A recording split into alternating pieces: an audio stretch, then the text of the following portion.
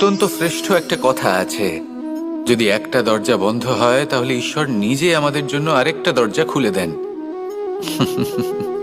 কিন্তু কিছু মানুষ আছেন যারা এটা ভাবেন যে আমার সাথে তো এরকম হলোই না, আমাদের জন্য তো কোনো নতুন দরজা খুললো না, কোনো নতুন পথ আমরা খুঁজে পেলাম না।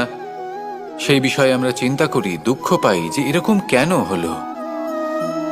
কখনো কখনো নতুন দরজা উন্মুক্ত হয়, কিন্তু পুরনো যে বন্ধ দরজা আছে তার সামনেই আমরা দুঃখী হয়ে বসে থাকি, আর এমন ভাবে বসে থাকি যে নতুন দরজার দিকে আমাদের চোখই যায় না।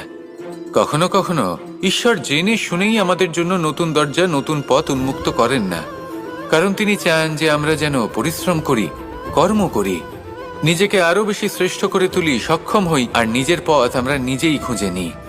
কখনো কখনো এমনও হয় যে ঈশ্বর চান যে আমরা যেন সেই পথে চলতে শুরু করে দিই। ভবিষ্যতে গিয়ে ঈশ্বর আমাদের সবকিছুই প্রদান করেন।